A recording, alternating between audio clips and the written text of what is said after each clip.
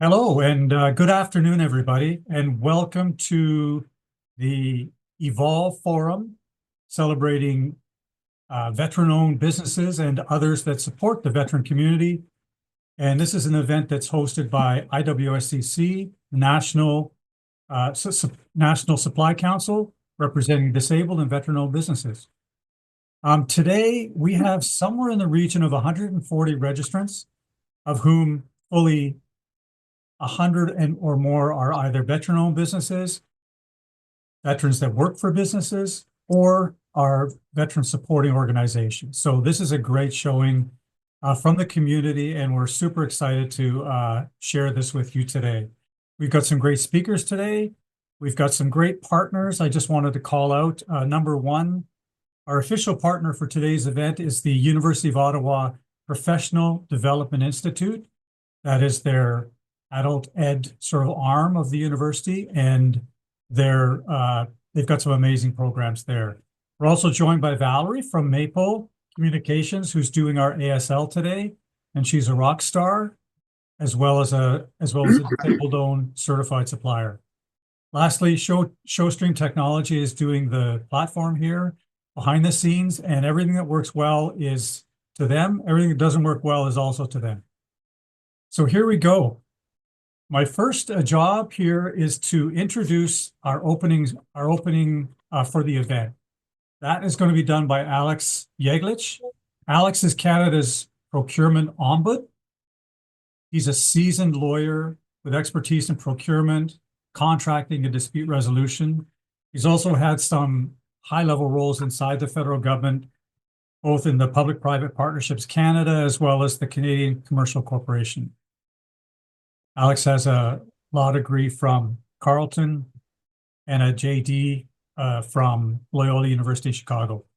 So I really want to welcome Alex. He's been a great supporter of IWSCC as well as the other supply councils, and his insight and conversation is always welcome. So over to you, Alexander, and enjoy the rest of the afternoon, folks. Thank you. Perfect. Thanks so much, Brad, and thank you for the kind words. And thank you to the IWSCC for graciously welcoming me back and inviting me to speak. First, I'd like to acknowledge that I'm joining you from Ottawa, which sits on the unceded territory of the Algonquin and Anishinaabe people. So if you're here today, it's because you've chosen to take on two of the most important and challenging roles. One, you answered the call to service and honorably and proudly served and protected Canada and Canadians. So this takes incredible sacrifice, discipline, and courage, and I'm personally very thankful. Second, you're also now entrepreneurs and business owners, which has a different challenge. You're now driving Canada's economic growth, which takes personal perseverance, risk, vision. And that's an inspiring path, and I'm really hopeful for our future. Why I'm here with you today is I want to tell you a little bit about how my office can help you. So I work within the Office of the Procurement Ombud, and we're a neutral and independent organization of the Government of Canada, and we help resolve contracting disputes between businesses and the federal government. So if you have any concerns about how to enter the system, or you've already been a successful supplier and you're having issues on a specific contract, absolutely contact our office. The best way is just to Google us or my last name, and you'll certainly see information about the office coming up. Why I was invited today is to talk to you a little bit about the opportunity. So the Government of Canada is the largest public buyer, spending about $37 billion on goods and services, which is an incredible amount per annum. In addition, the Government of Canada has now committed to increasing military spending to 2% of GDP by 2032. So I say this because that means that there's a significant potential for entrepreneurs just like yourselves to get your significant share of that market. So while accessing federal contracts is not easy, veterans are uniquely positioned because you've been exposed to how the government operates, both good and bad, and this brings a wide range of knowledge on how the administrative processes work. Furthermore, the government is committed to increasing spending on military goods. And I'm not suggesting all of you own businesses or work for businesses that are involved with the military, but that experience that you've gained in both spaces will inevitably serve you incredibly well. So if you're interested in the federal supply chain, which I would encourage you to seriously consider, I would encourage you to contact Procurement Assistance Canada. They're an organization with mandate to specifically help small and medium-sized businesses, such as yourselves, navigate the complexity of the federal procurement system. I'd also like to suggest that supplier councils such as the IWSCC also play an incredibly important role and give you access to resources and information to help you navigate these supply chains.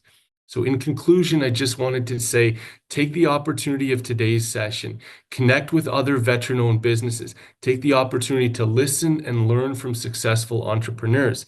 And if your business is already successful, keep that door open for others. Create subcontracting relationships with others in an equal space.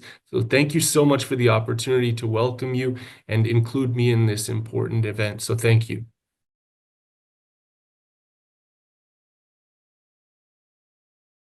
And thank you, Alex, and to the entire Office of the Procurement Ombud. We're very proud here at the IWSCC to have such strong partners in government, and we're grateful for all of the hard work that your office dedicates to supporting small and diverse businesses across Canada.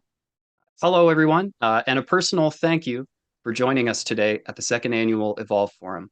My name is Alex Dirksen, and as a part of the IWSCC team, I'll be your virtual MC today. I'll have more opportunity to talk later about IWSCC and what we do. So for now, I'd like to welcome a colleague dedicated to supporting veteran entrepreneurs to share his remarks. Please welcome the Evolve Forum 2024 official partner, representing Mission Entrepreneur and the U Ottawa Professional Development Institute, Mr. Garrick Apollon. Garrick, welcome, and thanks for joining us today. Bonjour. Thank you, Alex. Thank you, everyone. It's a great honor to be here today. So first, I want to thank you, IWSCC, for your outstanding work to support veterans and people with disability. You're making our communities greater, and thank you for your work. So quickly, a little bit about Mission Entrepreneur. Some of you are familiar with Friends Trust Canada. They had the program Operation Entrepreneur. It was discontinued, unfortunately. I heard the news. It was a surprise, even for the University of Ottawa Professional Development Institute. I went to them to do a partnership, and they told me you're gonna have to take the lead because the program will no longer exist next year. So it was timely. We came at the right time. So what it is, our mission statement is to support entrepreneurs, veteran entrepreneurs. So the program is specifically designed for veteran entrepreneurs. So the University of Ottawa Professional Development Institute, we already have the program, very popular program, Coding for Veterans, that's been around for many years. So this program, it's to help you, veterans, when you transition out of military, to start your business. And when I say business, it could be a side hustle, because there's nothing better than a side hustle to start a good business. So I am the program director. I am a professor at the Executive MBA. It's been 20 years. I also teach at the Faculty of Law. And I am a lawyer entrepreneur. I have a business, a film company. So I'm in the movie business and e-learning business. So what is our program? What we offer? We offer a university certificate in entrepreneurship and innovation that you can earn in 6 months, self-paced, online, complemented with one-on-one coaching. So you get coaching with me. I'm a corporate lawyer with 20 years of experience. So you're not going to have to pay expensive legal fees to start your business. You get advice from accountants, Logan Katz, an amazing accounting firm. So with their partners, we partner with them. They're a partner of Mission Entrepreneur. They help you with your financial accounting planning. And veterans are veterans in residence. You're actually going to see a short video. Alex, I don't know if we have time to show the video. And the program is approved by VAC, Veteran Affairs Canada, and for your education benefits. So you don't pay out of your pockets. It is paid by your education benefits. And you get a certification from the University of Ottawa. You can post that on your LinkedIn. This also helps you. It's for everybody, even if you're not necessarily seeking to start a business right away. We have people, we started in September. So I'm working with veterans. Some of them do not have a concrete specific idea yet. They just have like a vision of starting a business. That's good enough, because the knowledge you get, you can also use it in your current job, if you have a job, because it's very valuable knowledge about entrepreneurship, innovation that can be applied for what we call people who are entrepreneur, like meaning you have an entrepreneurial mindset within your employer. So that's it. I'm eager to show the video if we have time, or later, Alex.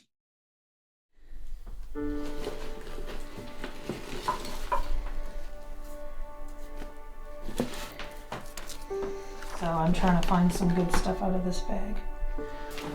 Yeah, these are all my patches that I took off years ago from a lot of my uniforms. This is me, this is me, this is me. These are all pictures of me. These are all pictures. The military allows you to think outside the box, that you actually have really good ideas because you've been forced to think out of the box so many times. that you're just naturally good at it. I think because my vision is so meaningful to me, I can't stop. I have to continue to do this until I get something out there. My business company is called POM Health, and POM stands for Patient Outcome Management and Measurement. It's a digital health tech software platform that allows healthcare teams to better manage complex patients.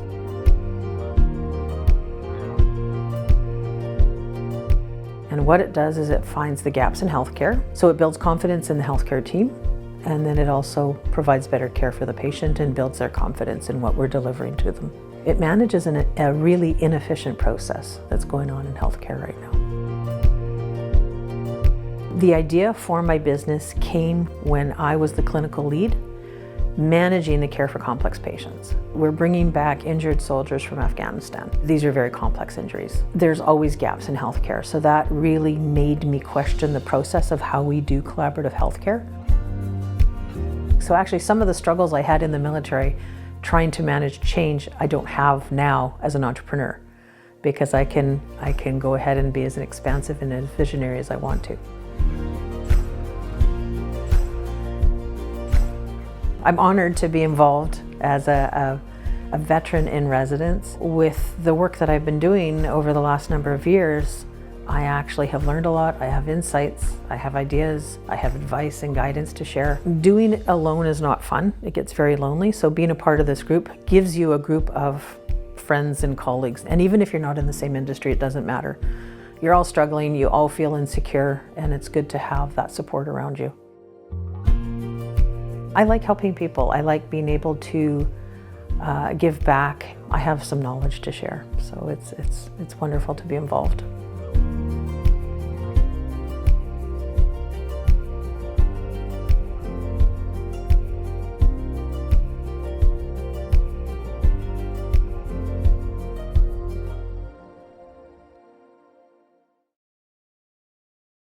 Thank you, Garrick, for being a part of today's welcome. And a quick thank you to Alexander Yeglich, our procurement ombud again, and to Mr. Brad Broman from the IWSCC for starting our day off right. We'll hear a little bit more from Garrick during our panel in the second part of our program today. For now, we've welcomed the day and we've talked a little bit about why we've come together. And so without any further ado, I'd like to introduce you all to our first speaker. Our keynote speaker today is a dynamic leader and advocate with a story rooted in resilience and service. Her journey began in the military, and through the challenges and triumphs of her service, she's since built a platform to champion causes that empower individuals and her fellow veterans to overcome adversity, advocate for mental health awareness, and inspire leadership. Please, everyone, welcome our keynote speaker, Giselle Drew Walsh. Giselle, thank you so much for joining us today. Awesome. Hi, thank you so much for having me. Good afternoon, everyone. My time right now, it's still kind of in the morning, but I know the majority of you are probably on noontime, so good afternoon. It's truly an honor to be here today among all you remarkable veteran entrepreneurs.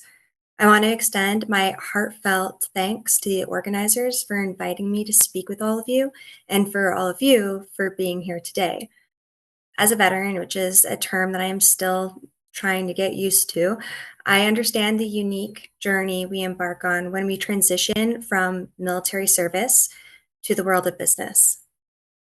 For me, growing up in a family that was military and then, of course, joining myself, it was a really large part of my identity. And near the end, as I started to get more involved with public speaking, whether it was through my podcast, Breaking Dress Regs, or which has now been picked up by the Veterans Channel, or through working with nonprofits, being Valor in the Presence of the Enemy, or CIMVER, which is the Canadian Institute for Military and Veteran Health Research. Or even in my more unexpected role as Mrs. Canada Universe, I often have to reflect on the skills that I learned from the very large part of my life and how I can transfer them outside into what I am doing now and in my business. And it's not easy, and oftentimes battling my own self-doubts and imposter syndrome, but I try to focus on these things, which is what I want to share with you today. Our time in the military has taught us discipline, resilience, and the power of teamwork, which are very unique qualities that make us exceptional entrepreneurs.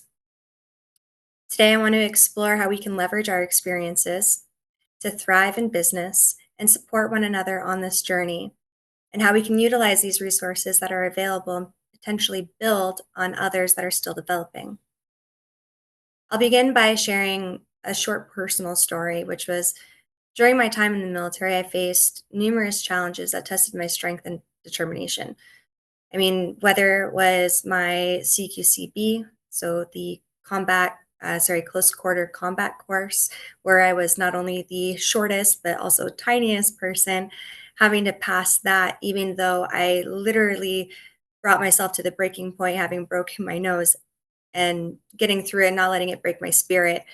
That or career courses or teaching during COVID when we weren't sure of what we were allowed to do, what we weren't allowed to do, not being allowed to say warrior and feeling that loss of that warrior spirit.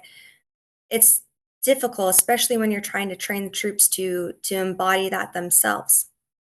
But these experiences taught me that resilience just isn't about bouncing back. It was about taking those challenges and becoming stronger from them. See, in theory, when we actually talk about a ball bouncing off a wall, with every bounce, it actually loses its own momentum.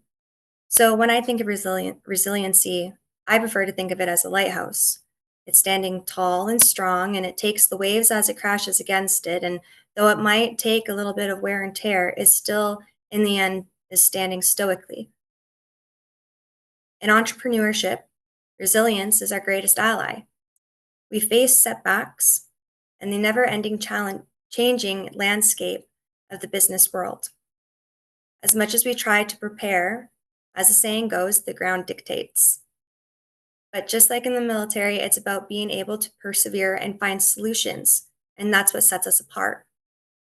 I encourage you all to embrace resilience and include it as your foundation in your business model, rather than just something that you have that is a result of something negative that is happening. What I mean is, I aim for you to have resilience through the good times just as much as the bad. Consider the stories of other veterans, business owners or not, who have had to face adversity and emerge stronger, some of which you'll hear from today. And their stories remind us that resilience is woven into the fabric of who we are. Our experience has instilled in us values of leadership and teamwork. In the business world, these skills are invaluable. Leading a team requires vision, empathy, emotional intelligence, and the ability to inspire others towards a common goal. One of my favorite people, friend and mentor, Rick Hillier, he says that the first battle a leader must win is for the hearts and minds of those that they want to follow them, which couldn't be more true. In your journey, remember that you are not alone. Surround yourself with a team that shares your vision and values. Trust in your abilities to create an environment where everyone can thrive. We have all had experiences with members in our chain of command that have left us thinking like, damn, they kind of suck. And maybe we've thought, oh, they're kind of awful at their job, and no wonder no one listens to them. I'm sure we've all encountered one of those, but we've also encountered leaders that inspired us and made us want to be better. So think of both of those. Think of both of those type of people and think, what would you do differently from the things you didn't like? And what would you do the same from the things that you did? And apply that, because the success of your business will depend on the strength of your team and how you lead them. The great thing is, if you're sitting here thinking, well, I don't have a team, it's just me, well, then it still applies to you. Because if you need to believe in yourself, and you need to have moments where you give yourself empathy, and it's vital for a constructive workplace environment, whether a team or yourself. So believe me when I say that the way that you would want to be the leader to inspire others, you need to be that leader to inspire yourself as well. Let's not forget about the importance of collaboration. In the military, we understood that working together was critical to achieving our objectives, and in business, collaboration can lead to innovation and growth. Seek out partnerships and alliances that align with your mission and values. And among it all, make sure you're keeping a positive, the element of mindset and that positive mindset to be able to reframe situations when they don't seem to be as great as they could be. The transition to civilian life can be challenging enough already, and then throw in that decision to want to be your own boss on top of it. It's a lot to handle, and most importantly, it doesn't require that shift in perspective. It's about viewing challenges as opportunities for growth and innovation, because adaptability is key. These together can be incredible for when you're going through hard times. For example, my release from the military was not as smooth, and I'm sure everyone can probably relate. There's always bumps in the road. For me specifically, I had an issue. There was an issue with pay, and I went quite a while without pay. But I still had the appearances that I had to make. I still had obligations that I had to for people I was working with. And the only way I was able to achieve that and get that done was through collaborating with businesses and sponsors. And it was because of them I was able to keep my head above water and still be able to do my job to its fullest, where at any other time I might have felt very overwhelmed. So I share that to point out the importance of collaboration and teamwork. Through teamwork, in business, things rarely go as planned. With the right mindset, you can navigate through uncertainty and emerge stronger. So embrace change and be open to ideas, and always be ready to pivot when necessary. This is a skill that was instilled in us from the very beginning, all the way back to basic training, and is a skill that others recognize as one that sets us apart from the herd, which is why businesses often look to us and are excited to want to bring us onto their team. And it's also why, as entrepreneurs, we excel so well in the businesses that we have. As veterans, we have that unique bond and understanding of each other's experiences, and it's essential that we support one another in these endeavors. Whether through mentorship, collaborations, or simply sharing resources, our community is unique in the sense that it can be a powerful force for success. I encourage you to utilize these connections and networks to aid in your own journey. They provide not only practical support, but a sense of camaraderie and shared purpose, two things that most retired members often say they miss after service. I want to leave you with a call to action. Embrace your resilience and be just as bold and resilient in the good days as in the times that are bad. Use every challenge as an opportunity to grow, and never underestimate the impact that you are having on others. Lead with integrity and be the leader that you had or wish you had when you were in service. Lastly, support your fellow veterans. The skills and values that you acquire in the military are your greatest assets in the business world. And together, we can create a legacy of success and support for the future veteran entrepreneurs. So here's to success and the incredible journey ahead of you.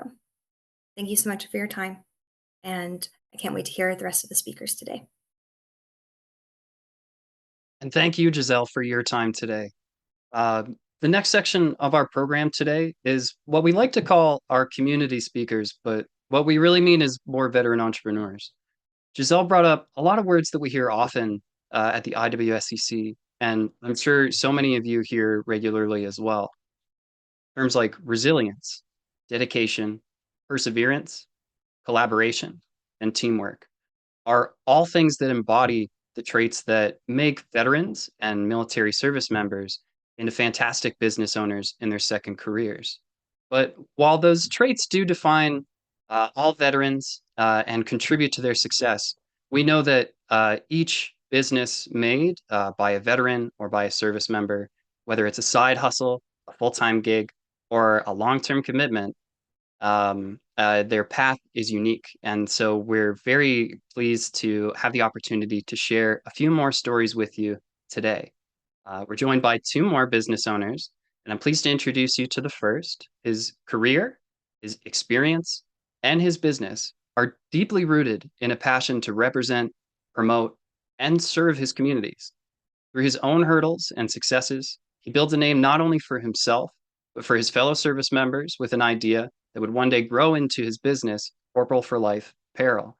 So without any more delay, I'm pleased to introduce you to our next speaker today, Nicholas Strosser from Corporal for Life Apparel. Nicholas, welcome, and thank you for joining us today.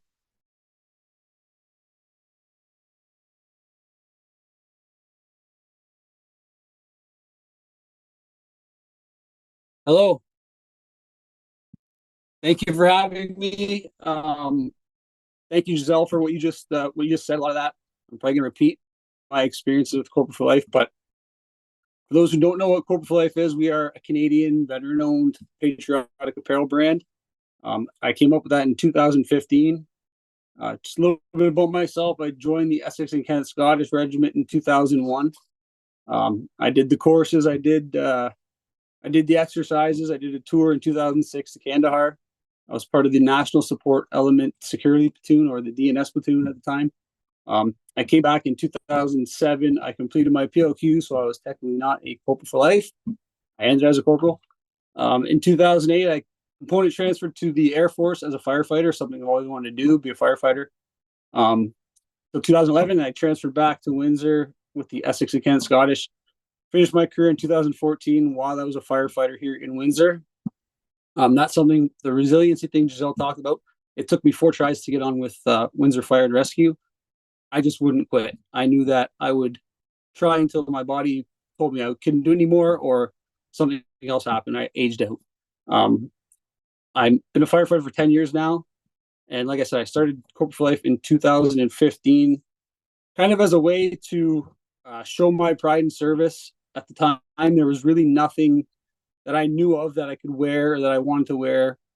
Nothing against the Canex or any of the other brands that were out there at the time, but I just didn't find anything I liked.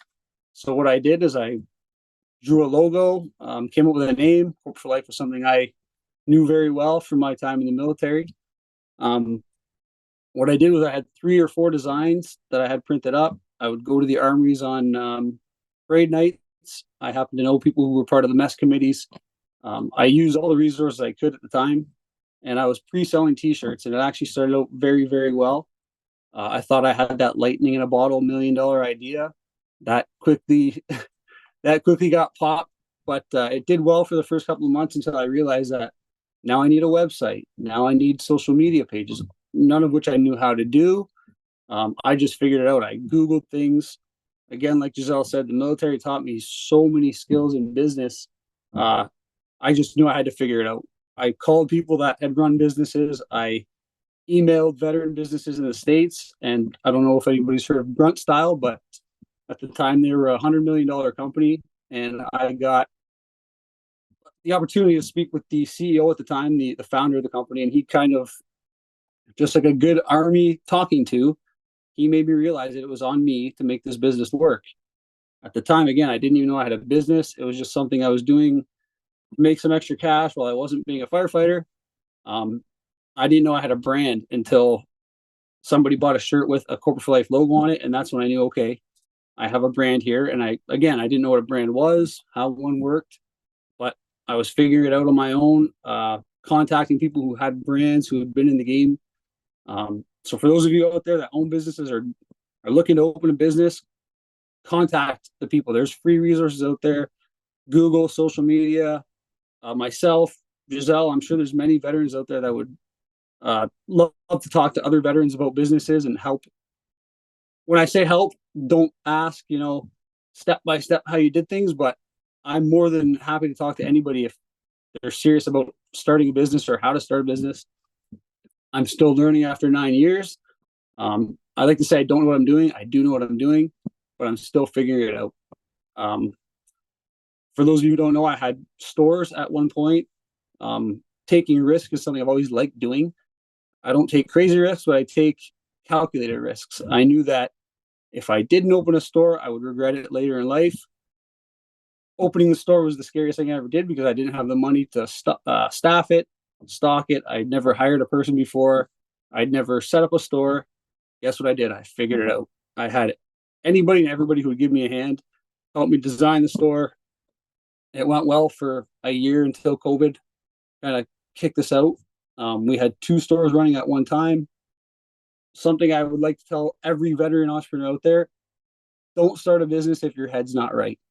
If your mental health isn't tip-top shape or close, either go get help or don't start a business, because when I had 2 stores, things weren't going well in my head, but I just chalked that up to more, I'm running 2 stores, I have staff, things are going crazy, money's coming in, money's going out, but really it was, my head wasn't correct. And when the stores closed is kind of when I figured out, wow, you need help, man. So I went and I got psychological help.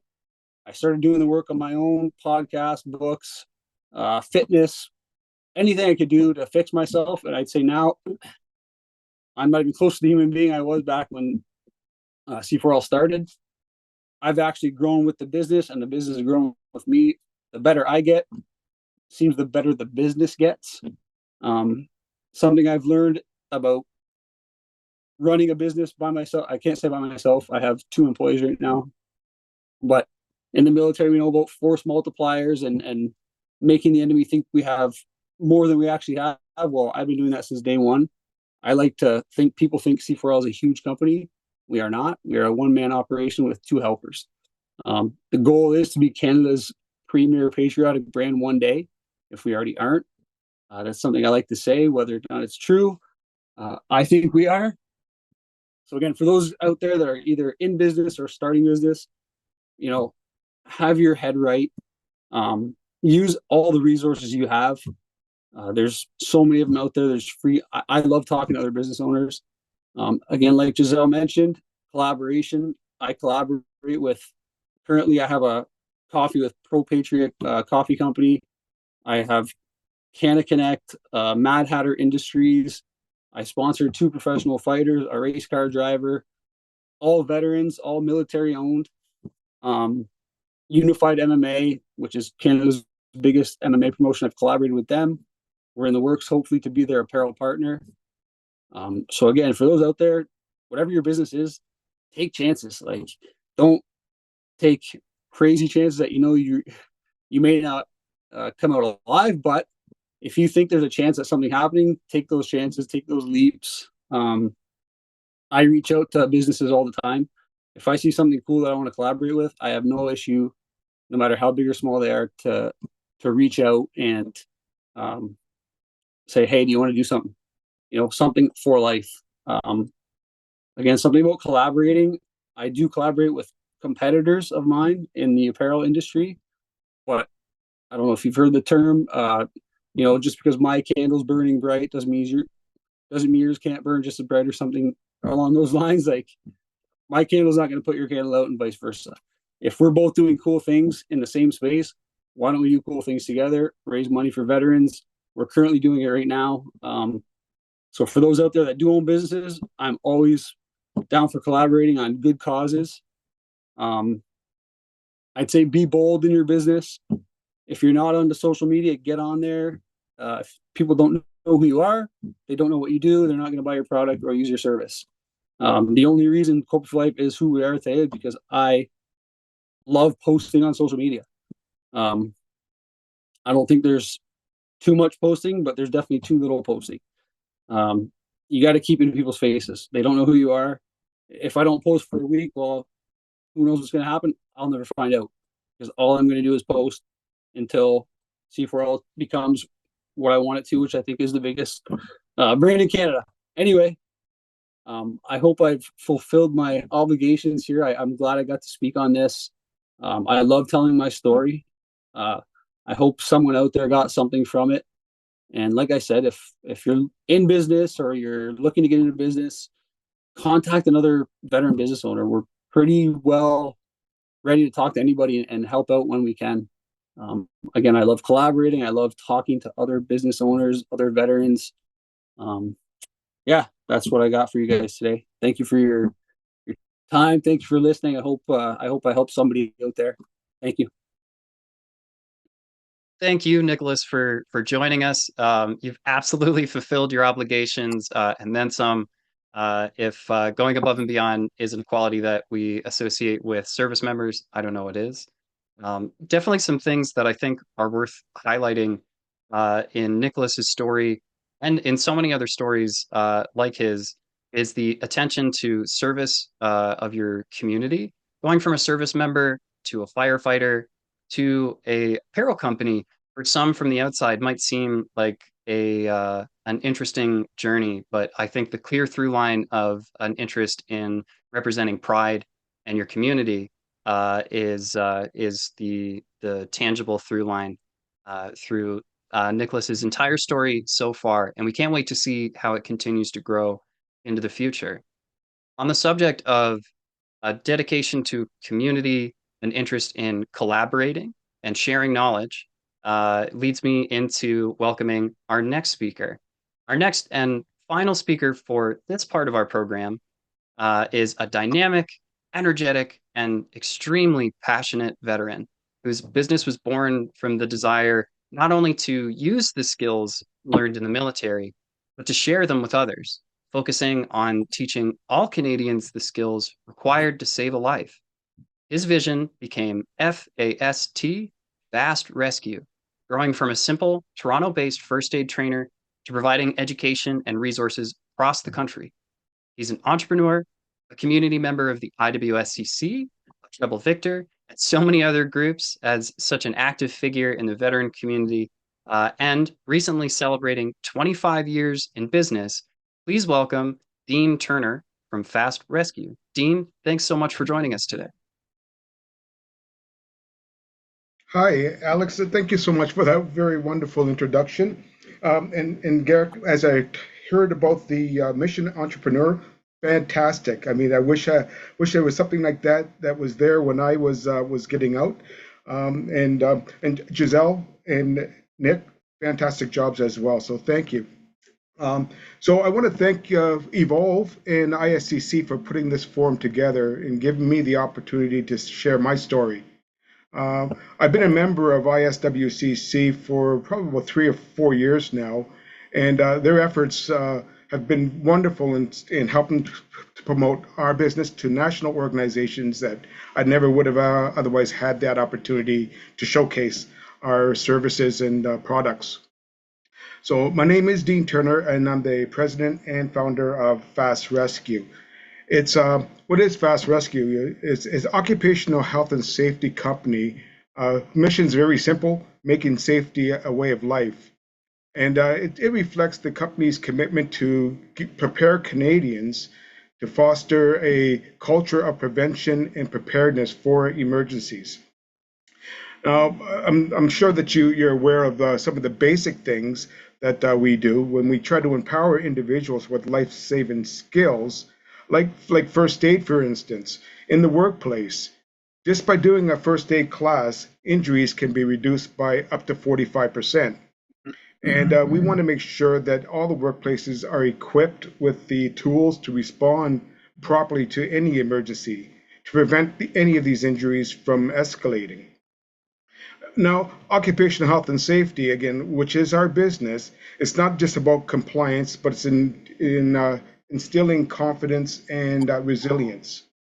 Now, for organizations that are out there, if you're not compliant with the safety regulations, it can result in some pretty hefty fines, sometimes some liability for higher insurance premiums, but also the financial impact, either direct or indirect, to any workplace. And some of the direct would be medical expenses, workers' compensation, and other legal fees. and regulatory fines, if found guilty, that can be from tens of thousands to millions of dollars, and even up to including jail time for business owners. Now, the indirect costs will exceed these expenses, like the loss of productivity, overtime, replacement cost of injured workers, and reduce effective efficiency and the disruption of the workflow. Now, I'll just tell you, my website is fast-rescue.com. And please feel free to go on that. We are a national, we're now CSA approved, so we're in most provinces where we can provide our health and safety services. Now, I'd like to share my journey as an entrepreneur. That's not what it was supposed to be, believe me. When I retired, I was quite happy doing very little and doing a little first aid training on the side before it came into what it is today. I grew up in Windsor as the middle child of 11 siblings. I'm the middle, and we were a poor family with very limited resources. So one of the things that it taught me was the value of having good relationships with others, working hard, and resilience. Now, those early lessons, they stuck with me, and they helped to shape the challenges that I had later on in life. Although we were poor, I had great family values and respect for one another. And even to this day, thank God all my brothers and sisters are still alive, and we are still in communication with one another. And we get together every couple of years for little reunions with the extended family now, I would say. Now, like many other entrepreneurs, my path wasn't straightforward. At 16, I quit school to get a job as a welder, thinking that that was my ticket to stability. But after losing my job, I traveled out west to Vancouver, and it was in December, January. I got out to Vancouver thinking I'd get a job on the pipeline. But instead, I found myself jobless, homeless, and pretty well living on the streets. It was pretty tough. What I had to do was think outside the box. To survive, things I did was I had a harmonica and I would play music on the street and do some panhandling for some spare change. And it kind of taught me how to react and engage with people. But that's a skill that I didn't realize till later would be also helpful.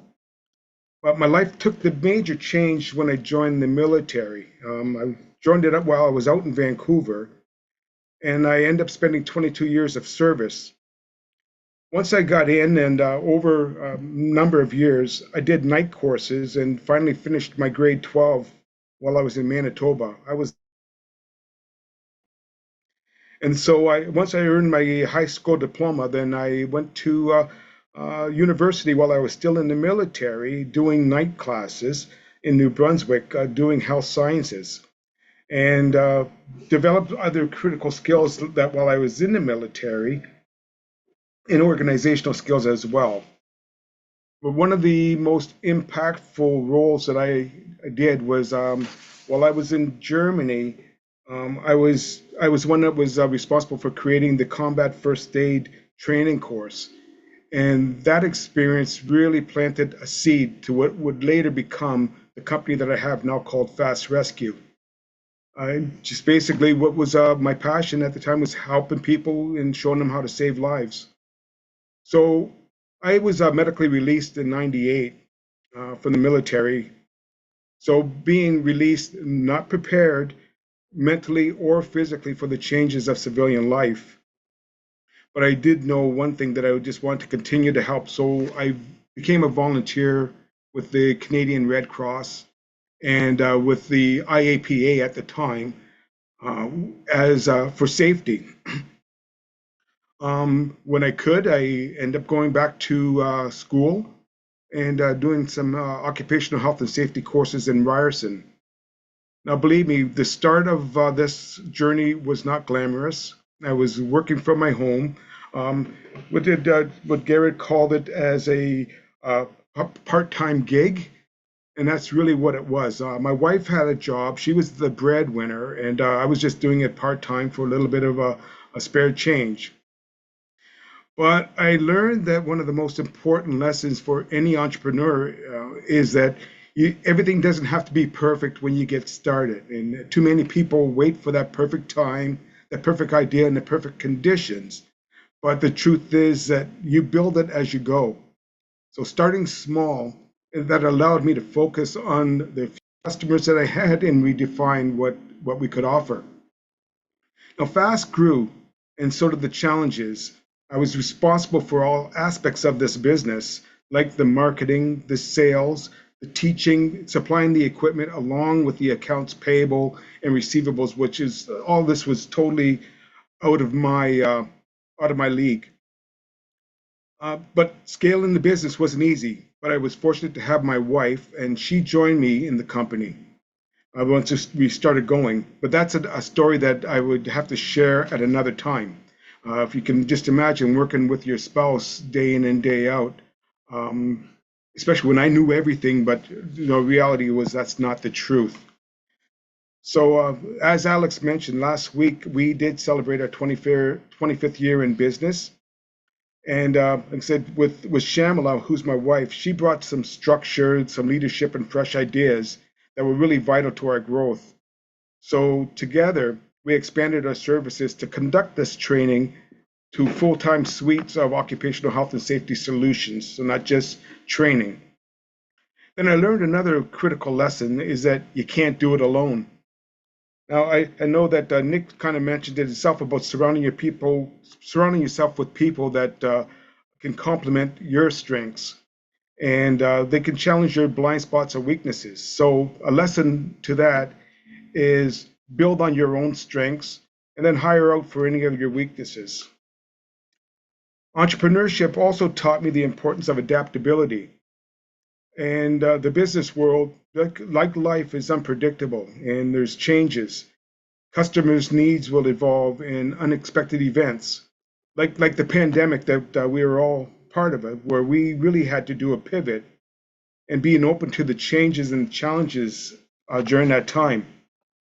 Now, during the pandemic, there was no physical contact, so we had to move from doing in-person training and adapt to a blended learning and an online learning program. That was our new model, and to ensure that we stayed relevant and accessible at all times when people were isolated, but they still needed the training. And that was really one of the things that kept us afloat. We have 12 full-time employees right now, and during that time, we didn't lay anybody off. Everybody was able to work and sustain their own livelihood in their homes. There's one other lesson that I would say is stay connected to your why. For me, entrepreneurship it was not about the profits. It's about the impact and knowing that the work that we do helps save lives and make workplaces safer. That keeps me motivated during the tough times. So if your business has a purpose beyond just making money, it will sustain you and it would attract people who believe in your mission. So having your passion and your purpose aligned is a real key to success. And finally, I've learned that failure, I know we've all done it, but failure is a part of that journey. Now, I've made mistakes, I've taken risks, and then a lot of things that didn't pan out, and faced moments of doubt as well. But every setback was actually a lesson. Failure isn't the opposite of success, it's a stepping stone towards it. The key is to keep learning and keep moving on. So anyone who is considering entrepreneurship, my advice is simple. Start where you are, work with what you have, and stay focused on your mission. And be resilient and learning. And I just love the idea that there's places out there where you can go back to school and learn as much as you can. Surround yourself with great people and never lose sight of the differences that you want to make. And if you do that, success will follow, not just in business, but also in life. Now, I see that I do have a few minutes, so I will talk about some of the other organizations that I belong to, which I feel is also very important while you're networking. The one is Treble Victor. I've been a member since 2013, and I'm a huge advocate for the growth. During the pandemic, I was part of the membership committee. I was taking care of getting recruits from the military, and knowing the value of networking and mentorship, and that's what you would receive when you become members of Treble Victor or 3V.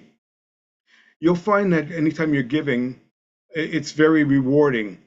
When you're doing things to help others, it's also something that's also very rewarding. So if you want to hear more information about Treble Victor, I know we have Francis Bleeker that's on the site here as well, who can talk more about that. And Rentals for Heroes, where I sit on the board of directors for Rentals for Heroes as well. And what we do, this is something that's near and dear to my heart, is that we help veterans across Canada. It's like a Canadian charitable organization, first of all, and we assist veterans that need essential home renovations to enhance their accessibility to improve the quality of life. Now, this was founded in 2010 by Jim Carrick, and he's a master builder whose friend's son came back from Afghanistan with major injuries to his legs, where he actually lost his legs. And what Jim and his organization did at that time was saying, one, is unacceptable. So he got an idea of getting a charity, getting an organization together that's there to help veterans. And there's quite a few veterans. There's probably around 75 veterans across Canada who we've built ramps for their for wheelchair access, help them with work out into the garage, taking on projects for construction in their homes, for bathrooms, for the one that we have going on right now is this young lady from Pembroke, Petawawa area, who needed a elevator ramp to go into her house, and that's one of the projects that we're taking on right now as well. So bottom line on that is it's good to get involved with other organizations, to volunteer, to give from yourself. And I think that's about the time that I have. So thank you very much for this opportunity, Alex. Yes. And thank you very much, Dean, for not only sharing your story, but sharing a little about your experience with some of the peer groups that you take part in. The heart of the Evolve Forum was originally thought of by the IWSCC as a space to bring together veteran entrepreneurs, their supporters, and resource providers. And our theme this year in particular is focused on peer groups, on the connections that we use to support our business, to support ourselves, and to support our lives.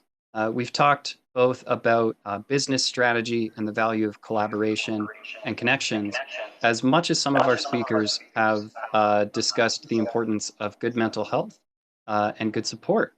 And I think that those two things speak very closely to each other.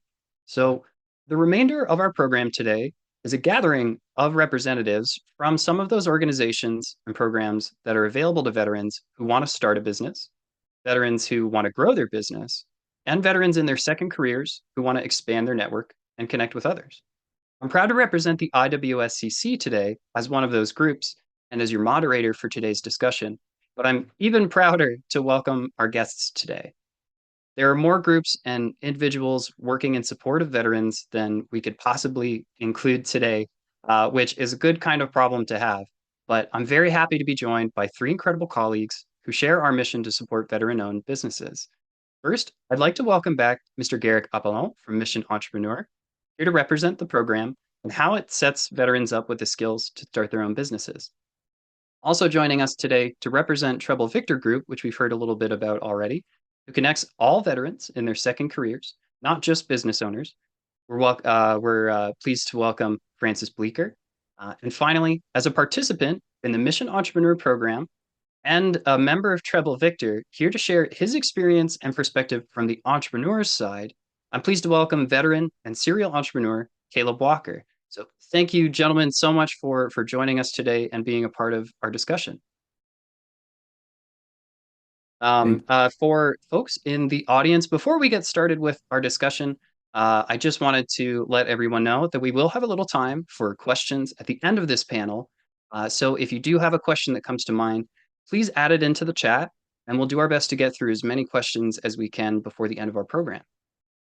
Selfishly, as the representative from the IWSCC, or the Inclusive Workplace and Supply Council of Canada, I'll get us a little bit started. The IWSCC was founded as a supplier diversity organization. And for folks watching who don't know what that is, we look for businesses that are majority owned, operated, and controlled by veterans. We certify those businesses to guarantee their capabilities and their diversity. And we connect them with some of Canada's biggest purchasers, like private corporations and government. We work with both veteran-owned and disabled-owned businesses, as there's quite a lot of overlap in those communities. And it's our mission to get more of those businesses into Canada's biggest supply chains. So to start, and Garrick, I'll ask you to take the floor first. For Mission Entrepreneur, as a program available to veterans, what is the program's mission and how does it support veteran entrepreneurs in particular? Thank you, Alex. I think it's simple. It's not just a university program where you get a certification, you get a certificate.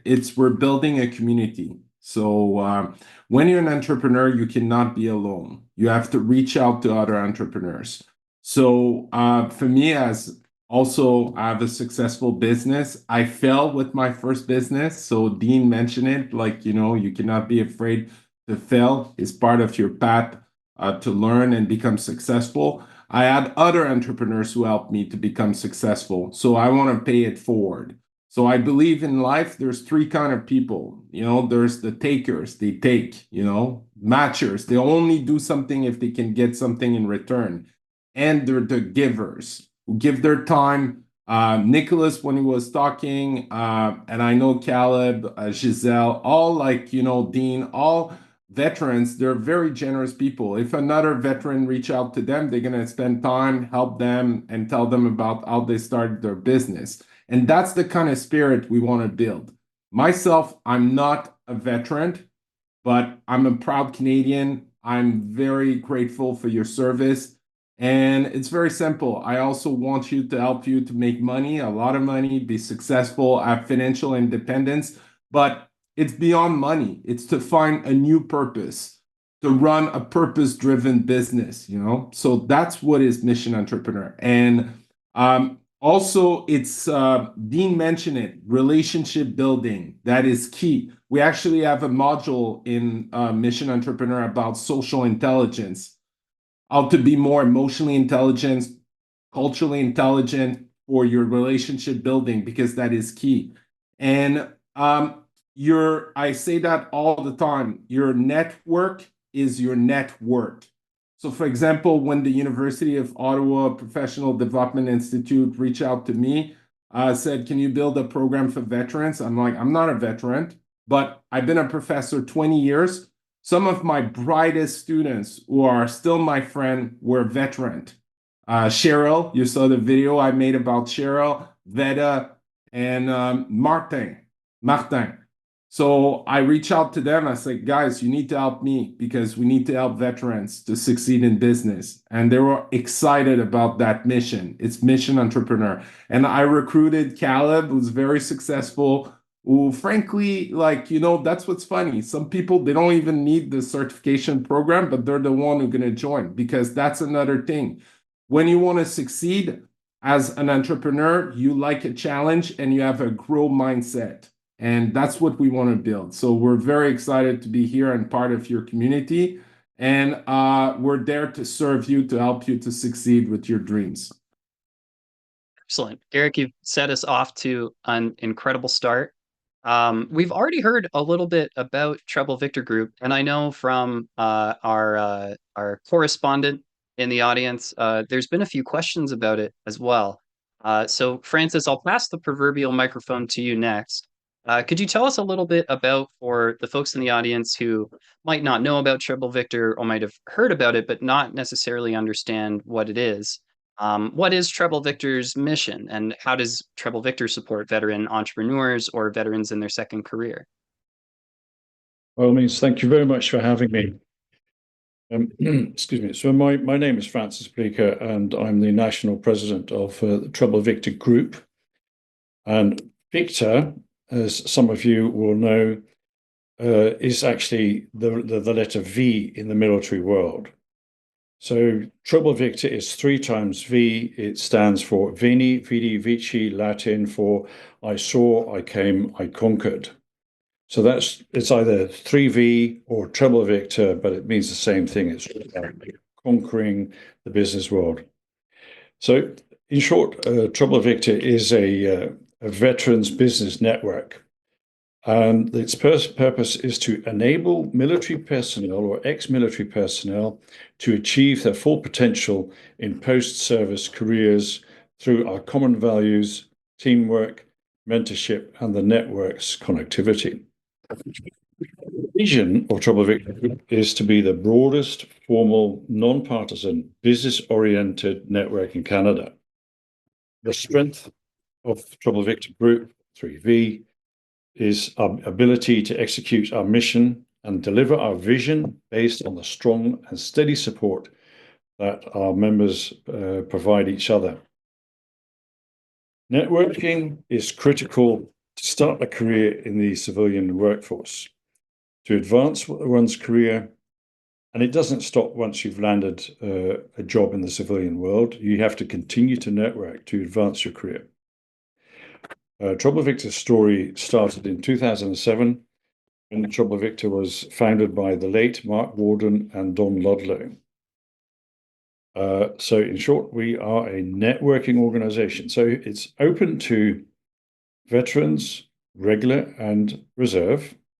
We are all ranks, and we have members that used to be corporals and even lieutenant generals. It's also open to foreign veterans of countries that Canada has not been in conflict with for the last 20 years, and I happen to be one of those. You may have heard, but you can hear the accent. Anyhow, and members join when they get released, after the release, or when they are in a job or want to. So it's either before they release, during their release, or afterwards. It doesn't matter what phase they are in. We have members that are thinking about release in about 5 years' time. We have people that have recently been released, or people that have been out for many years, but feel that they have something to offer to the membership. So we have around 500 members in Canada, and they are organized in chapters. We have chapters in Halifax, in Fredericton, Ottawa, Toronto, Winnipeg, Calgary, Edmonton, and Vancouver. And they all come in different sizes. So we have the smallest one is in Winnipeg. They have about 6 members. And the biggest one is 200 members, which is in Toronto. And Dean Turner, who you just heard of, he's a member of the Toronto chapter. So these chapters are led by chapter executives, and they organize regular events so that members can network in person. But for those who cannot join in person, we have a website where they can search what people are looking for and who they want to connect with. And members are expected to support each other and also be receptive to requests for support and information. So this is not just sit back and wait for someone to network for you. You have to participate. We have members who went straight into jobs in the private industry. We have people who are government employees, so public servants, and of course we have entrepreneurs. We're not a placement organization, but we do help people gain access to organizations. We can do that. We have lots of contacts. So aside from the internal network that we build and expand, we have an external network of veteran-friendly companies and organizations.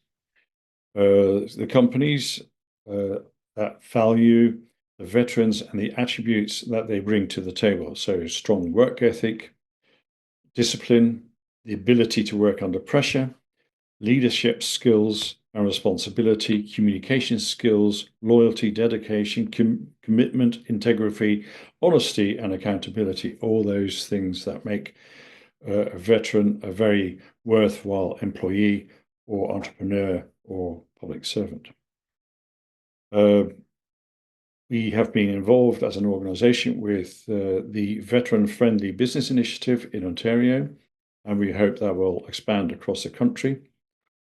And we are working with a number of big organisations, and they could be banks or they could be building construction companies and things like that. And it's great to be here with Dean and Caleb, and that concludes my presentation. Yeah, thanks, Francis, for such a detailed look at Treble Victor, such a broad organization involved in sort of so many different moving parts. Oh, yeah. Uh, Caleb, my next question is for you, and I want to, of course, acknowledge that while you aren't necessarily here representing a specific peer group for veterans, you are yourself a participant in the Mission Entrepreneur Program and a member of Treble Victor, as I understand. I can't help but notice as we have this conversation about peer groups, collaboration, and connection, your entrepreneurial career has nonetheless involved businesses that connect and inform others. So my question for you to start off is what is it that drew you to founding businesses like the Digital Insurgency, Walking Forward Development, and CollaboWave? What led you to this theme or desire to connect and educate others? Yeah, I think I probably the reason why I left the army, which I did 20 years in the army, 3 tours to Afghanistan. My last role, I was the chief initiatives group for the army commander, with a variety of other roles. Is that I like to make things happen. Actually, the army is like the units are actually quite fun because you're always like going on operations and you're always changing, you're always trying different things. But when you get stuck into the bureaucracy of the military in Ottawa, it's not so much fun, or it wasn't for me. And I quickly worked out every time that I got posted to Ottawa, it was always I found it quite difficult because I always wanted to try things, iterate, kind of be creative and hustle. And you just can't really do that in a large bureaucracy. And so I knew that I had needed to change. So I retired, and yeah, what I love about entrepreneurship is just kind of trying something like with a theory or a hypothesis and seeing if it works and seeing if people like it and if they're interested in working on it more. And so yeah, that is the fun part of entrepreneurship, and that's really about like both the communities of Mission Entrepreneur plus the Treble Victor.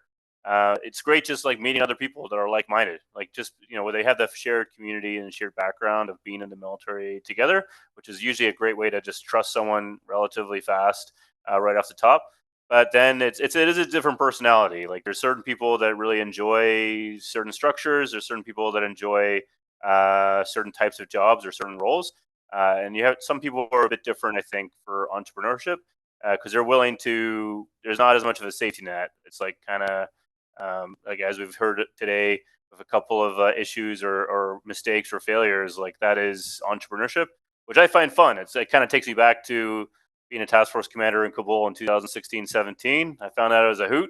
And I find a lot of the day to day of like starting a business in Canada is the same way to have that an experience of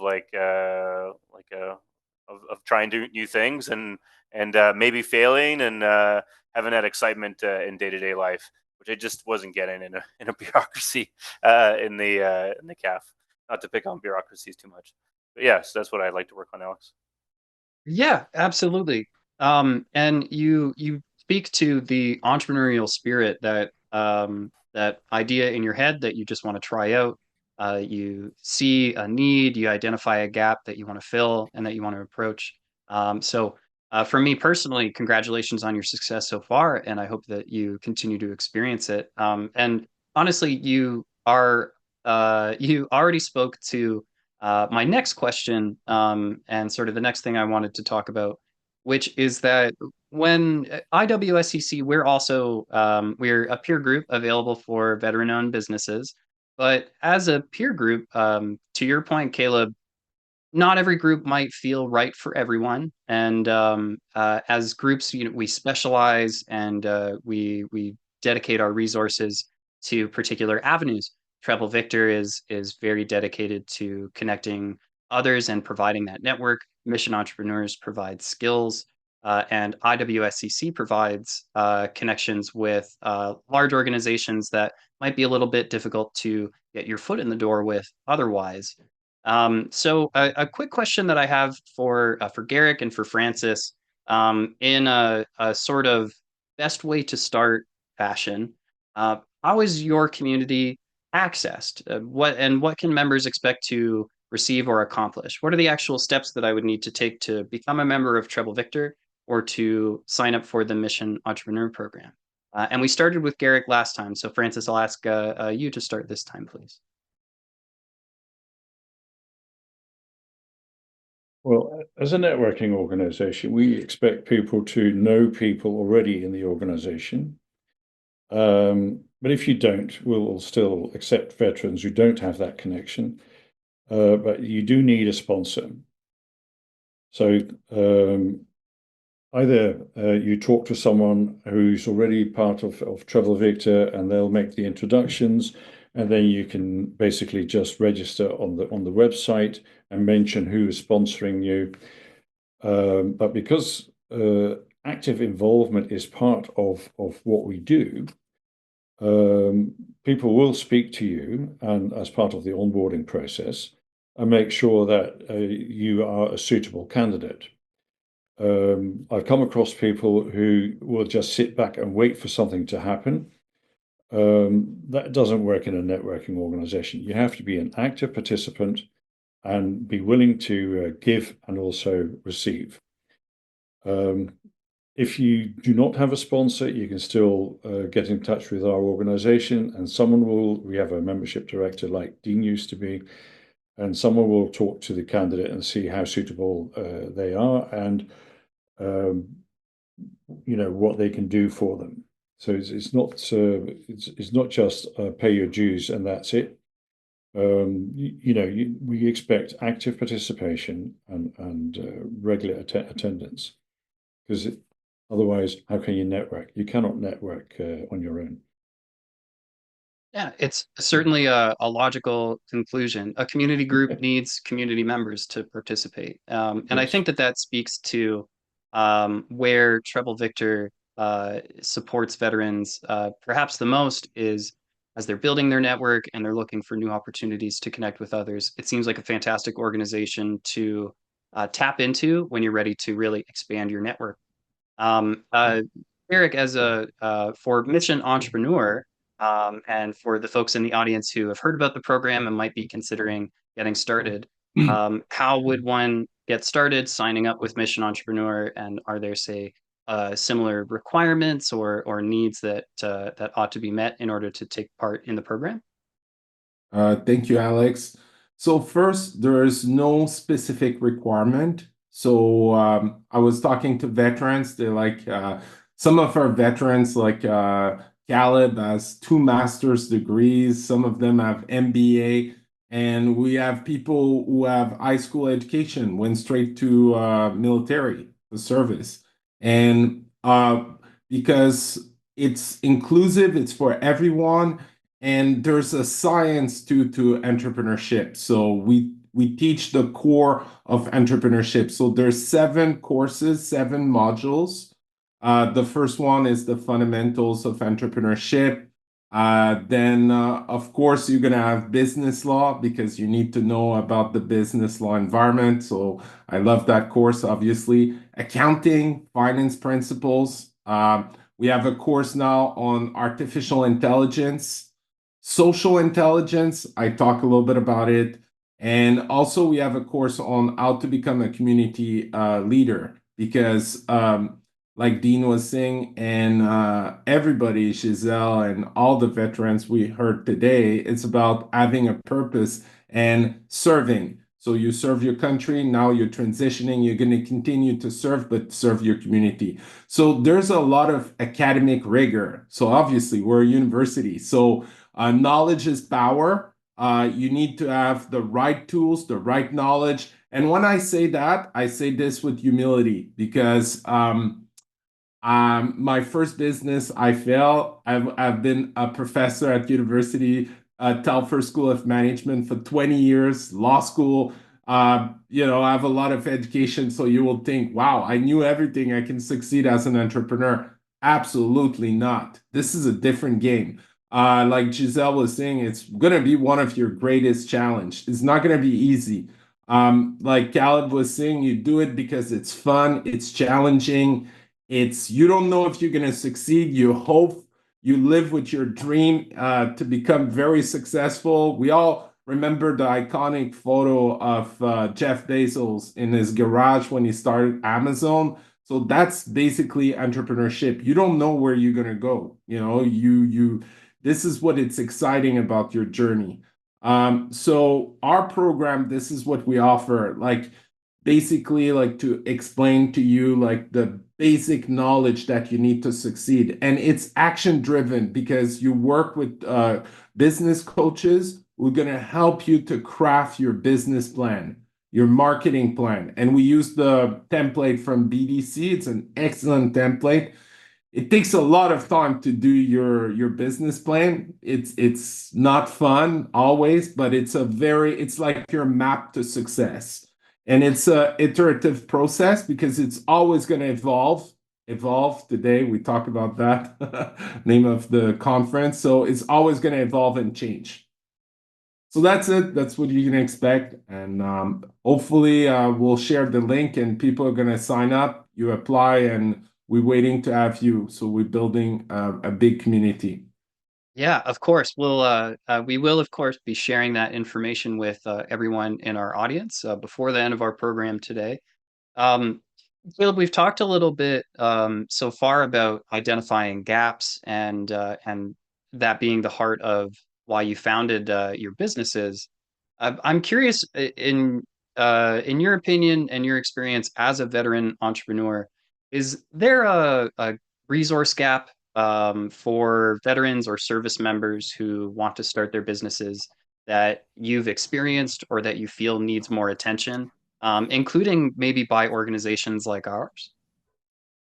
Yeah, I think my previous employment, I worked actually at With You With Me, which helped veterans upskill and get them jobs in the tech industry.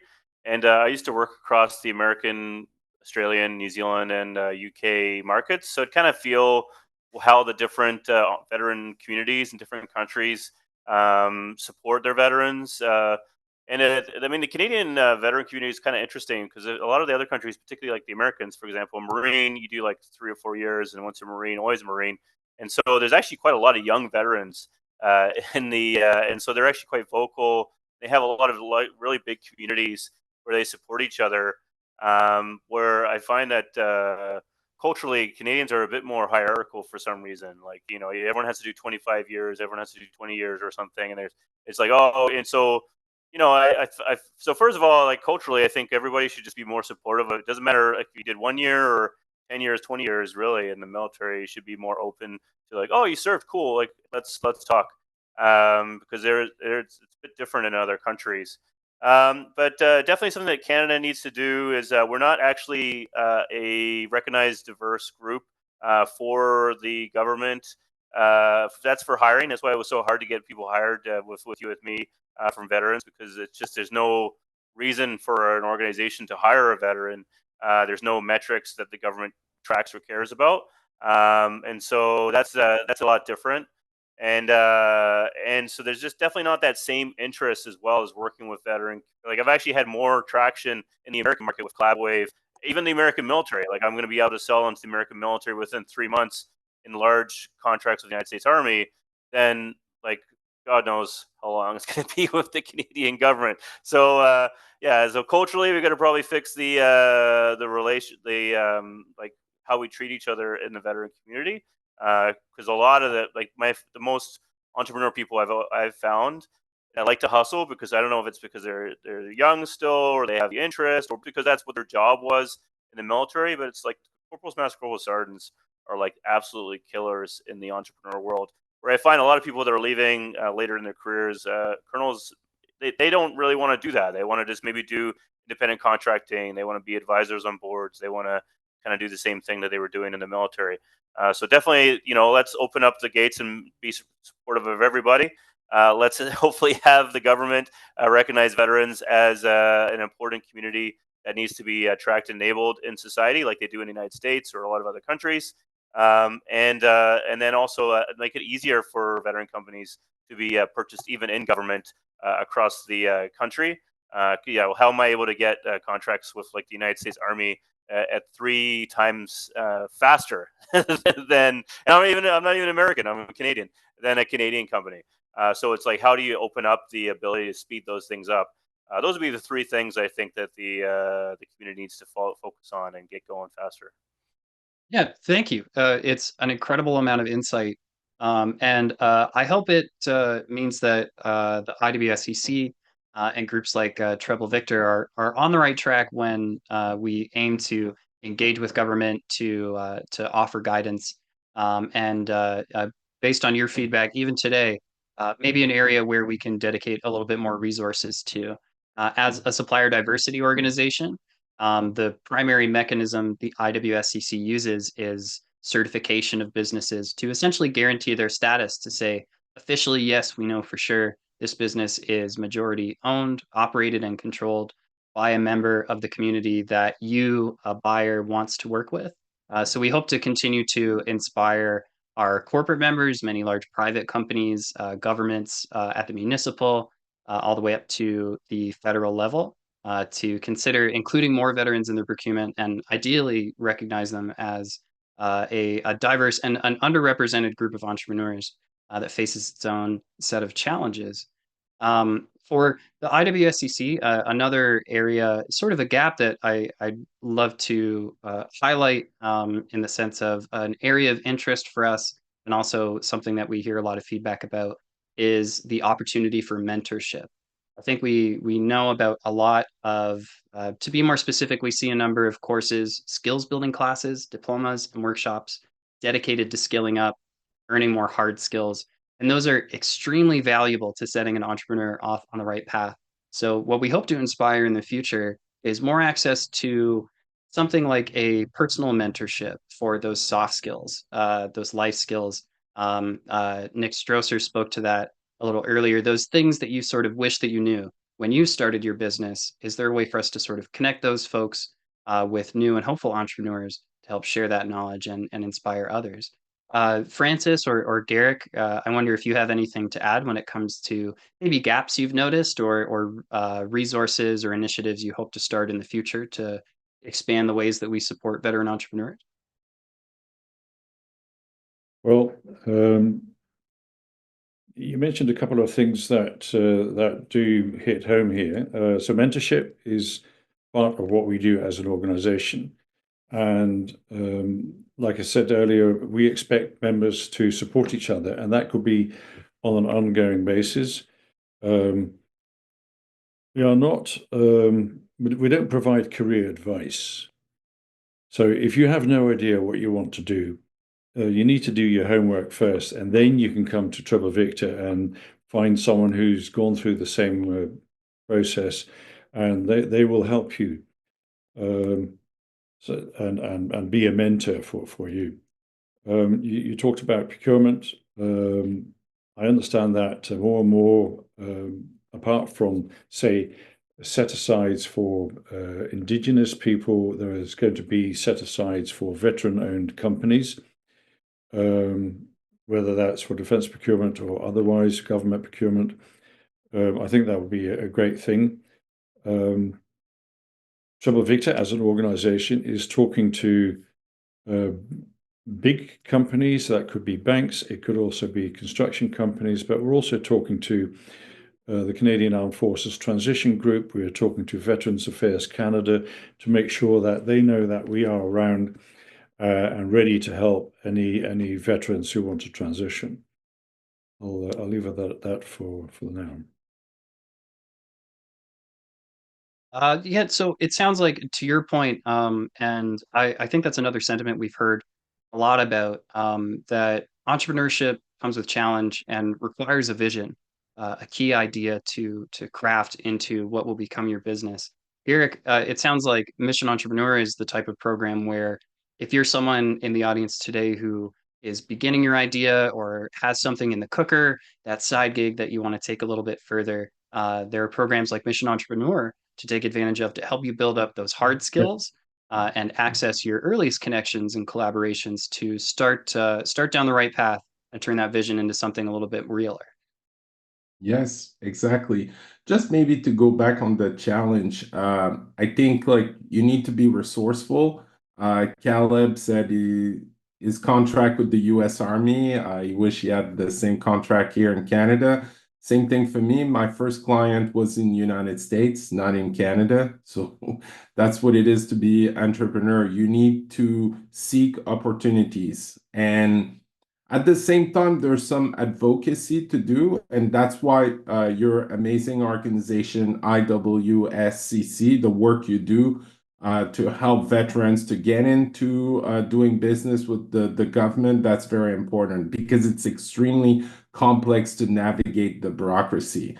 That's one of the most difficult thing. And quite honestly, I work with tech entrepreneurs who have businesses now of $500 million. And in their early strategy, they're like, I'm going to have the government of Canada or US government as my client. They fast realized, no, it's better to focus on private sector first, get your stuff done, make money, and maybe later you're going to do it. One gap, Alex, is the education and training benefit. I did some research on that, and I knew that that's something we knew at the University of Ottawa. It's the awareness for the education and training benefits is not there. So there's formal report from the government of Canada on that. There's about $25.8 million per year that is spent. When you transition, getting more training, getting more education, having this growth mindset is key. That's something you need to do. So those benefits are there for you.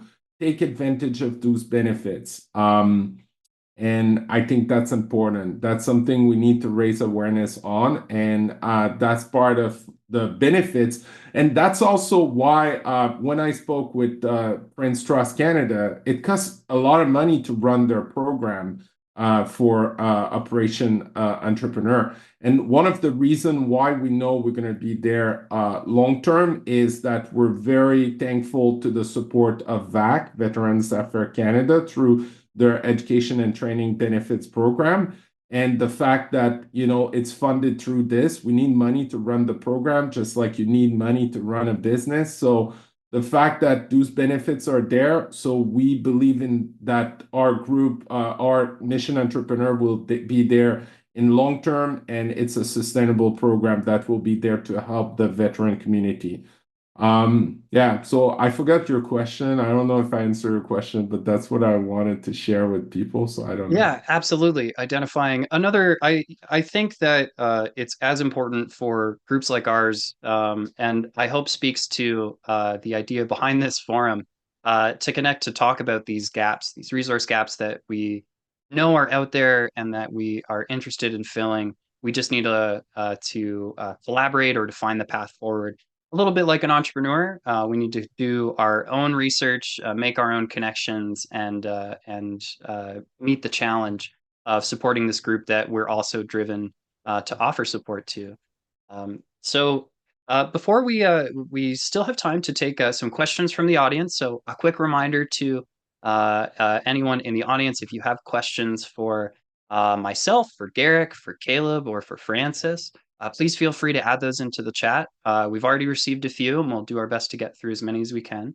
So my last question for the group, while we let folks submit their questions, is in the spirit of sharing knowledge and connecting with the point we've made earlier about the things that I wish I knew, about the desire for mentorship, or about not necessarily knowing how to get started. I wonder if each of you could share a piece of advice that in your professional life, in your career, in your military experience, for Francis and Caleb. What's something that you wish that you knew that you'd like to share with audience members today? And let's invite Garrick we'll have you start us off if you don't mind. Okay. It's not in my notes, so I'm gonna go freestyle on this. So when Nicholas he talked about mental health. I think it was really moving, and that's something I hear all the time when I work with veterans. Like some of them don't want to talk about it, some of them are open about their PTSD or other challenges that they had. And Nicholas said, "Don't start a business if you're not right. Like seek support." I do agree with this. But at the same time, research shows that, having a business, being an entrepreneur, it's amazing for your mental health because it gives you a purpose, it gives you drive, it gives you joy. Every day you look at something new, fun, creative to do. So it becomes like you have a family, you love your kids, your wife, your husband, but this becomes your new baby in life, And this was the case for me.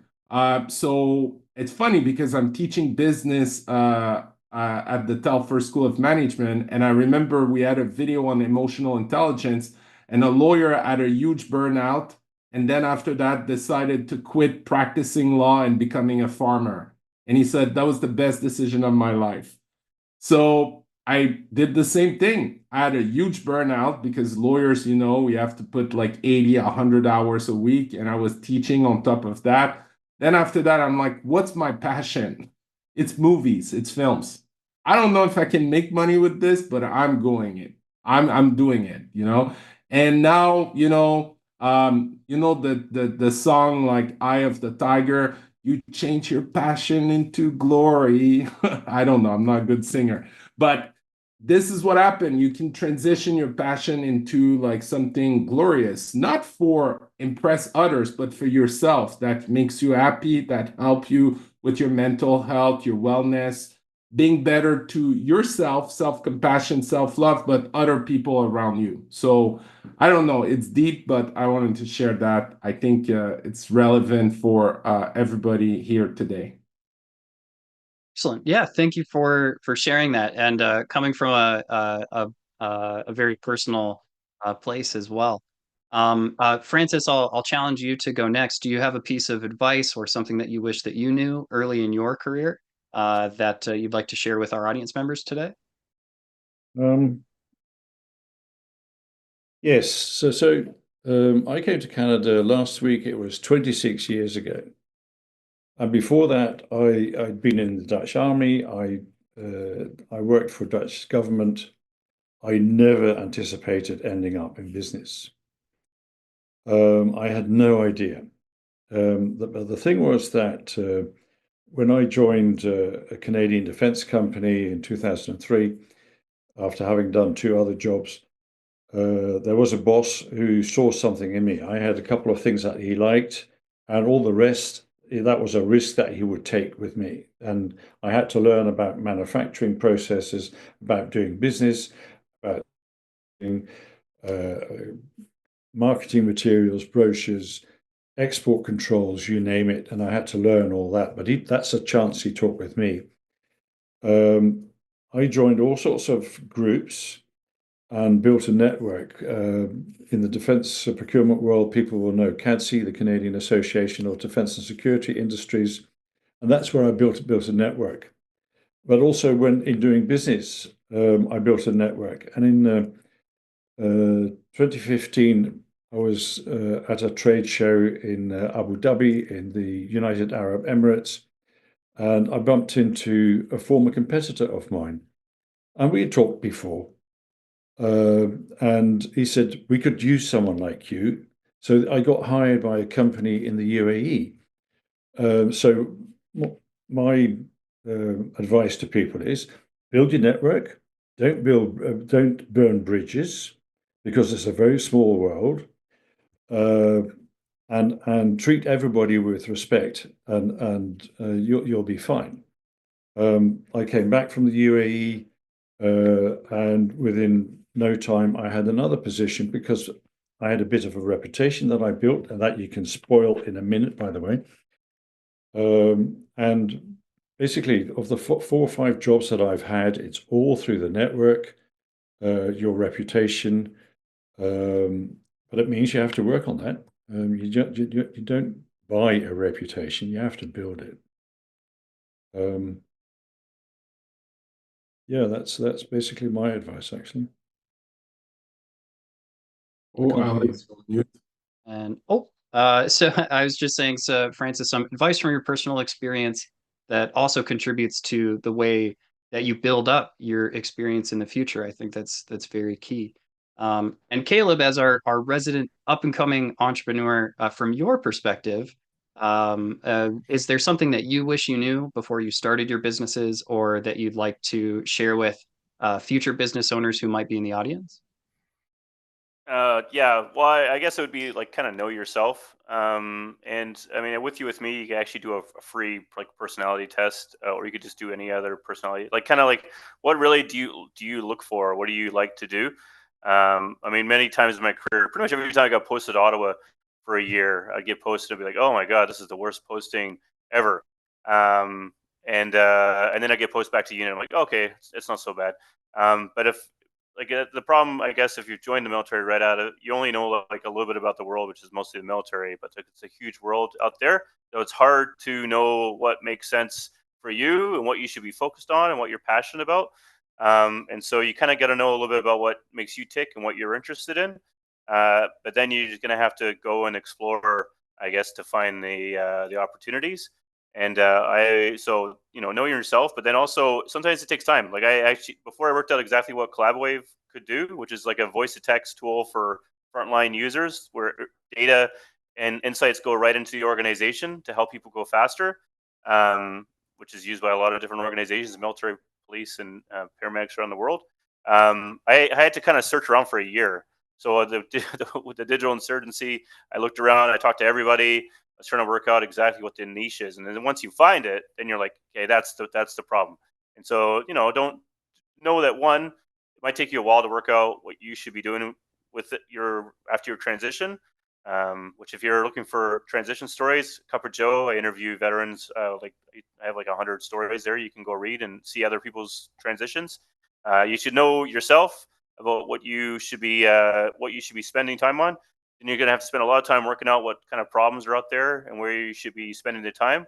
And then don't be concerned if you have to iterate like 50 times on your thing. So you might think, oh, I'm going to work on this thing, which I think has been said before, but actually you end up being this thing further down the road, and then that's fine.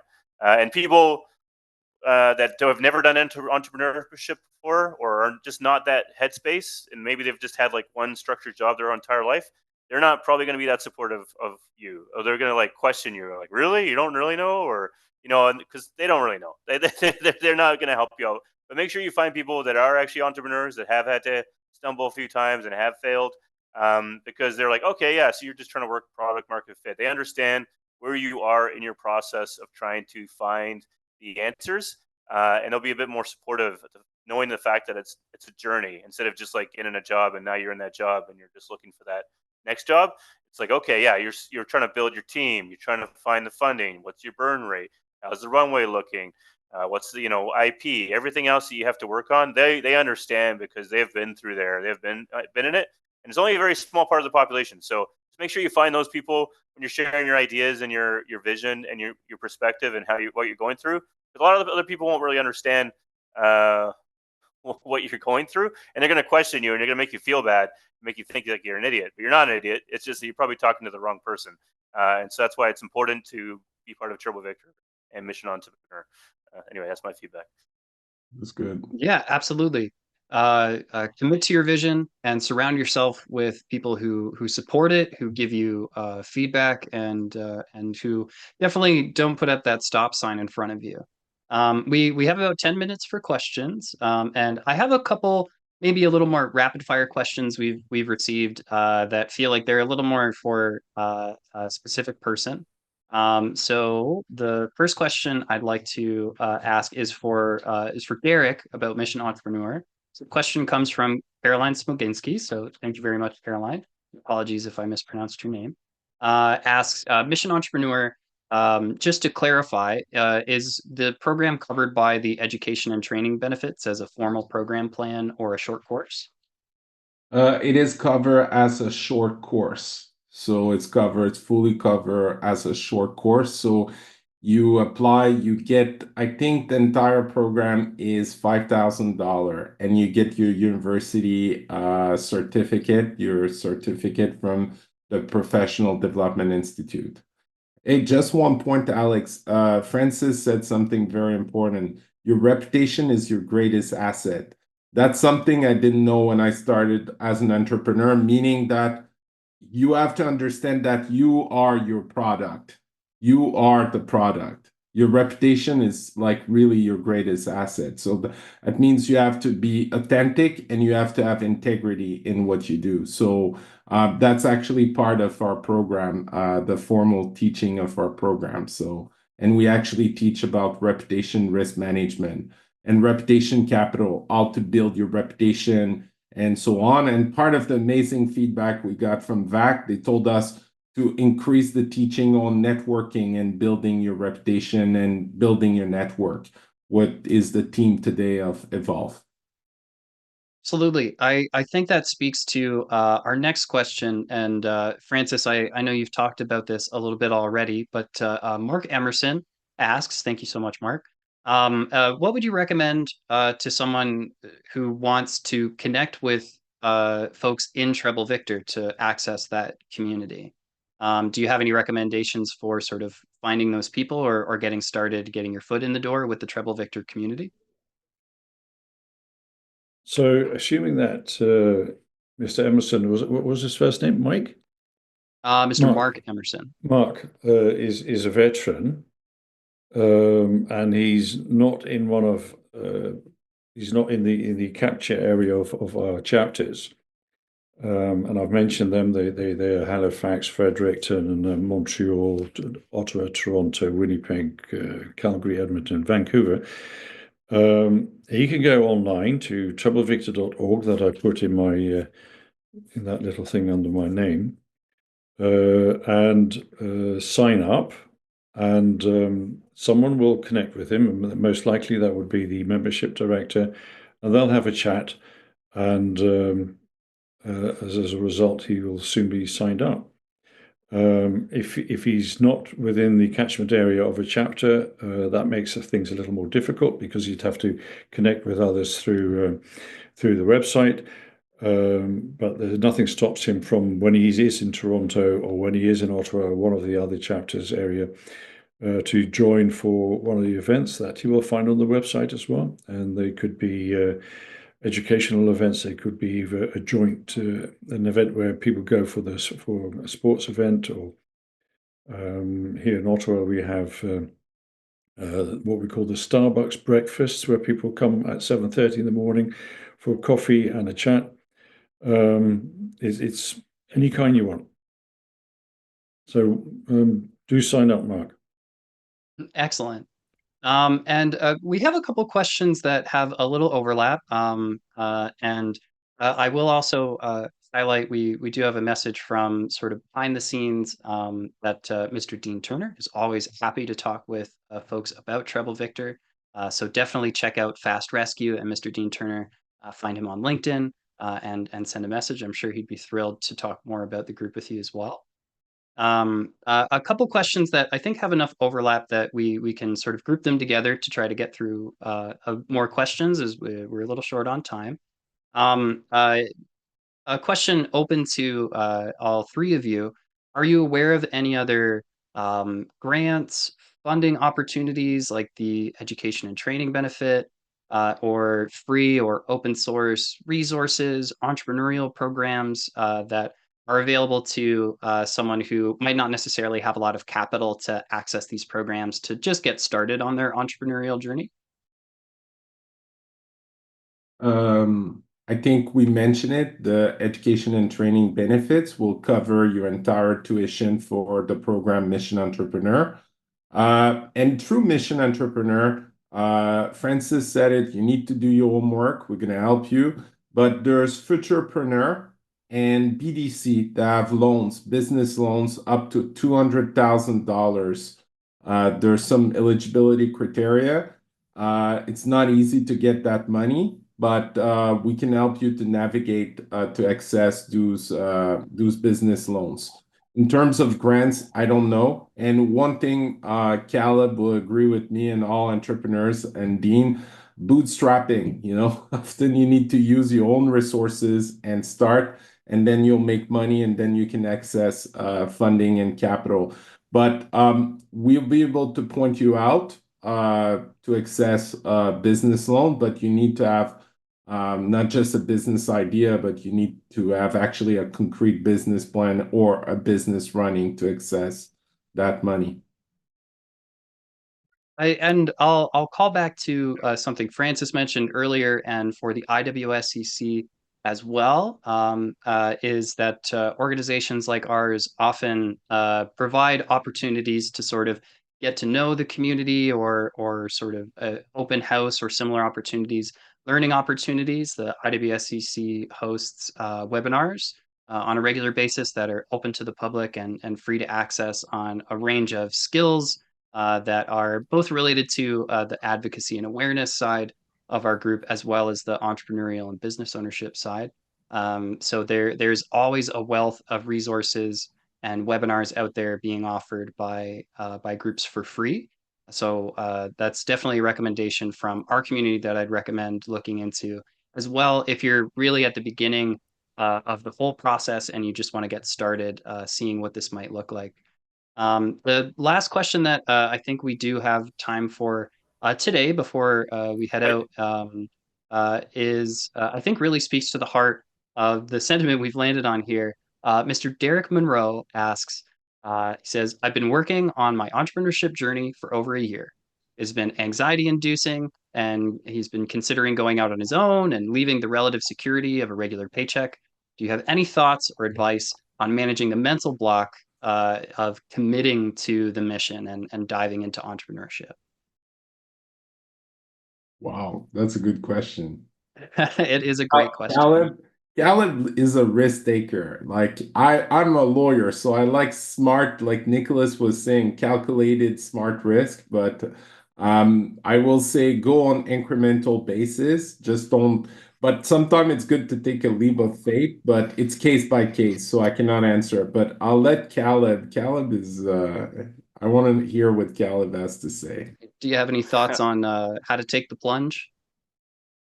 Well, I mean, you can take the plunge without having to take the plunge. Like, there's things called pre-orders, which Nick talked about. Yeah. Get a bunch of, like, make sure there's a real interest there before you take the plunge. So even though maybe money hasn't come by, like, at least you have some kind of confirmation that you'll be able to do it. Services to product is a great way. So I used to deliver services of, like, like basically that kind of is the back end of CollaboWave to prove out the market. Which is a great way of making money, of delivering a service. Of it could be management, I don't know, whatever it is that you're looking to do. I have no idea what your business is. But then once you've done that long enough and you know the industry well enough, then you'll know the product or the thing that you can solve. And it's also a way to, because it doesn't take a lot of capital to start a services business. Really, it's just you, maybe a couple other employers, other members, and you can kind of go that way. So there's a way to kind of de-risk it. So but that's what I would do. Or if you think you can pull it off, just go for it. But yeah, that's how you can de-risk it. You want to do it that way. Join Mission Definitely. Entrepreneur. We'll do a business plan and risk mitigation strategy together. Yeah, it sounds like we saw some comments even in the chat from other veterans in business with really similar recommendations. Find that first customer, take that first step, build incrementally, and go at a pace that works for you. Not necessarily a need to commit to sort of bet the bank on your idea if you're not feeling ready to do so. Unfortunately, we are out of time, even though I would love to have this conversation for hours and hours and to continue to talk about all these fantastic resources. So I do want to, again, offer a very special thank you to Francis Bleeker for joining us and representing Treble Victor Group, to Garrick Apollon for representing Mission Entrepreneur and the U Ottawa Professional Development Institute, and Caleb Walker joining us to represent his entrepreneurial journey and his experience with his businesses, Collabawave, apologies, Caleb. I lost my notes. But Collabawave, the digital insurgency. I knew I was like misremembering it. Sorry for getting stuck there. And Walking Forward Development as well. Thanks so much for joining and sharing your experience. And of course, thank you to our audience members and to all of our speakers today. When the IWSCC founded the Evolve Forum, it was supposed to be a place where veterans and their supporters could come together to share resources and experiences. And like I said before, we quite literally could not do this without all of you. So thank you so much. This also marks the end of my portion of today's event. So before I hand things back to Mr. Brad Broman to share some special announcements from the IWSCC and to say our goodbyes, and again extend my gracious thanks to everyone who joined us today. If you'd like to learn more about any of the businesses, programs, or speakers you saw today, you can visit us at www.iwscc.ca/evolve. That's iwscc.ca/evolve to find more information, find links to all of their websites and their businesses, and maybe learn a little bit more about IWSCC along the way. Finally, don't forget to give us your feedback on today's event with our quick and easy survey. Just takes a moment, which you'll find a link to in the chat, as well as a quick follow-up email once our event has come to a close. So one last time, I'll say thank you for joining us today. Enjoy the rest of your afternoon, and I'll hand things off to Mr. Brad Broman to end our event.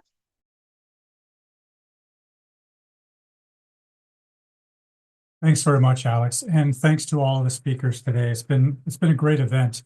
I just have a couple of, I think, important announcements for the community.